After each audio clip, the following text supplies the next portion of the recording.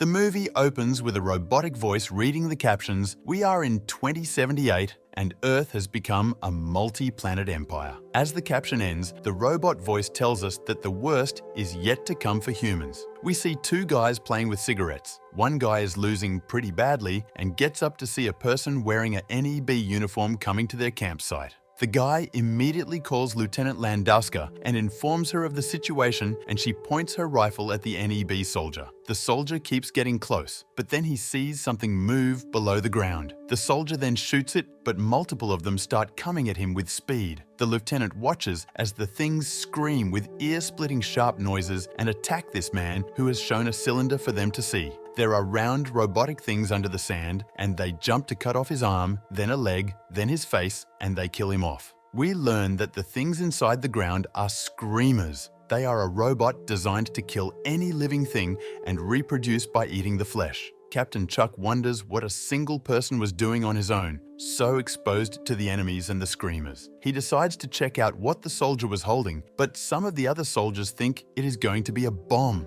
and they warn him not to do it. But he still decides to go out, and he activates his tab, which is a device that protects him from the robots by masking his heartbeat. He then goes outside and grabs the cylinder from one of the robots as they are dragging the man's body to the ground. He then brings it to Commander Joe. They open the cylinder and find a message for the Alliance from NEB. It is a message from Richard Cooper, a commander of the NEB army, asking for peace negotiation, which after years of fighting is happening for the first time. Joe then tells Communications Officer McDonald to send a message to Earth to ask for advice, and as he waits, she informs him that an urgent message from a commercial transport has been received asking for permission to land. Joe wants to know what the emergency is. He tells her to find out before letting them land. Through virtual reality, Secretary Green informs Joe that the NEB has asked for a ceasefire so that they have the opportunity to bring peace to the world. Beryllium has been found somewhere else, in another planet called Triton 4, and this time there are no signs of radioactivity. Green then tasks Joe on being a representative of the Alliance and leading the peace negotiation. Shortly after a radiation hits the campsite, the soldiers have to light a special red cigarette which stops them from getting killed by it. Then, suddenly, everyone hears a crash, and as they run outside, they see the plane that was asking to land has crashed and everyone is dead except one guy named Ace. Joe then talks to Ace, and it is revealed to him that the plane was an Alliance military plane going to Triton 4 to attack NEB. Joe is confused and says Green has told him about a peace deal, but Ace informs him that Green has been executed by the Alliance 2 years ago. Joe is really angry, as he feels he has been betrayed by the Alliance and his hope for peace was a lie. He figures out they are probably stuck on the planet and they won't ever go back to Earth. But Joe still decides to go to NEB headquarters and create their own ceasefire. So, he takes Ace with him and they pack for the long road ahead. Joe puts Chuck in charge of the camp and tells him he will communicate every 4 hours, and if he misses the time twice, it will be because they will be dead. The two say their goodbyes, and Joe and Ace start their journey on the icy planet. After a few hours of walking, they reach an abandoned beryllium factory. They then see a screamer at the site, making them wonder how they went this far. Joe explains that screamers are scavengers and that they learn fast. Ace then asks if the robots are cybernetic or alive since they can reproduce. But Joe tells him that nobody knows that he adds the Alliance, don't even how many screamers are or where they are. As they continue their walk, they hear a child's voice asking them, "Can I come with you?" They then see a young boy standing in front of them. The boy is holding a teddy bear and he looks scared and alone. He tells them his parents have been dead for 4 years and that he is living in the ruins. The boy is a bit vague about what he eats and how he hides from the screamers, but Joe gives him some food and tells him they will pick him up on their way back. But the boy wants to go with them and keeps asking again and again, so Joe decides to take him with them. They make a bonfire for the night and they ask the boy his name. He tells them he is David. He also tells them his parents died in the blasts and that he has been surviving by eating rats. Joe calls Chuck, who tells that they have a new recruit. Joe is a little confused on who the new person is, but he doesn't think much about it. Later that night, as they are all resting, a screamer approaches Ace. Joe is playing with David's teddy bear. Joe then sees the screamer coming for Ace and notices Ace's tab has been deactivated. He then manages to kill off the screamer just before it attacks Ace. He then sees the screamer's body and finds out this screamer is an unparaded one and looks like an animal. The next day, they cross a frozen lake, and the three of them are detected by two NEB soldiers named Becca and Ross. Joe, Ace, and David are unaware of the soldiers, and they keep walking forward to the NEB headquarters. But then, Becca's shoots down David. David falls to the ground with his heart blasted, and he is revealed to be a robot. He then starts screaming, then Ace kills him off.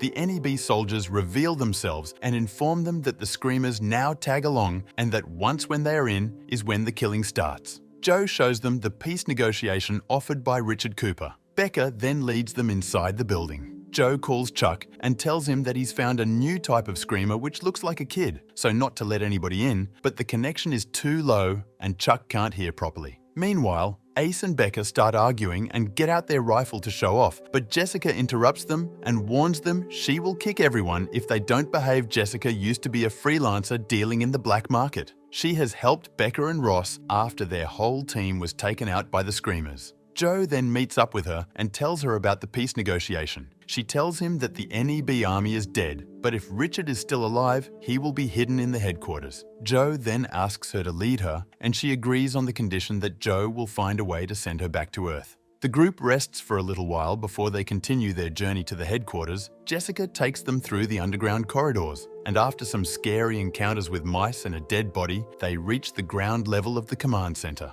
They open the door to find blood all over the floor. Ross especially becomes disgusted and scared. Joe figures out that if Richard was alive, he would be there. He then tries to communicate with somebody using the command computers, but the system is not working very well. They then hear a screamer coming, so everyone hides behind the desk. They then see a small lizard-like robot operating the computer and downloading information. The screamer then turns to leave, but Ross accidentally makes some noise and the screamers leap to him. Ross does manage to shoot down the jumping screamer, but in the process, he also damages all the computers. The gun sound also alerts other screamers, and the team hears another David coming after them. Joe then tells Ace to take everybody away from there. Joe is left behind and checks the computer system with the design of the modern screamers. Type 1 is the lizard-looking thing. He then sees the Davids are Type 3. Joe then runs away before finding more information as the Davids run after him. Joe meets up with the rest of the team and asks what Type 2 was.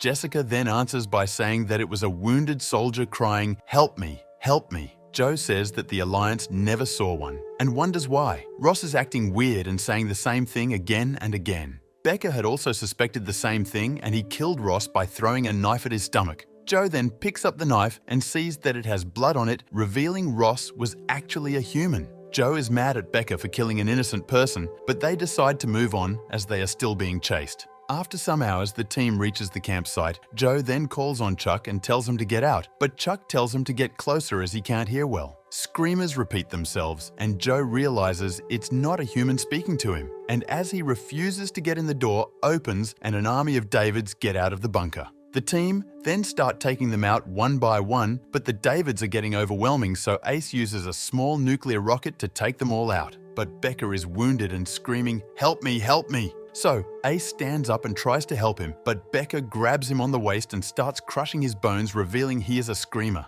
Joe rushes to Ace to save him, but it is too late, and Becca kills him. Joe and Becca then get into a fight which Joe manages to win as he takes out Becca. Jessica then comes to check on Joe, but as she tries to take his hand, he takes out a knife and cuts her hand. Blood comes out her hand, and he immediately apologizes and tells her he needed to know. He then goes to cut his hand, but Jessica stops him and tells him he doesn't need to do that. The two then share a passionate kiss before continuing their journey. Joe then takes Jessica to a bunker where beryllium was first discovered. There is an escape pod which can send them back to Earth, so they make the treacherous journey there. Jessica almost gives up halfway, but Joe encourages her and they make it to the bunker. Joe then opens the bunker, which is biologically coded to him. He then goes to start the pod, but there is something blocking the way. Joe then goes up to remove the blockade as Jessica waits at the pod, but then a robot that looks identical like Chuck appears and attacks Joe. The two then get into a fist fight, which Chuck starts to win, but Joe manages to take him out by electrocuting him. Joe then returns after removing the blockade and tells Jessica to get into the pod. It is revealed that only one person can go in the pod, and Joe has chosen to sacrifice himself and send Jessica home. But Jessica refuses and tells him she can't go. He then tries to convince her, but out of nowhere, another Jessica appears and reveals that the new Screamers can now bleed like humans. The new Jessica then tries to attack Joe and get into the pod, but the original Jessica fights her off. The new Jessica then fatally damages the original one and goes back to finish off Joe, but he takes her out by melting her using the pod's engine. The original Jessica is damaged beyond repair, and she tells Joe that she has learned how to love before dying. Joe enters the pod and goes to Earth. He throws away the wristband which detects Screamer, and the movie ends as the teddy bear wakes up.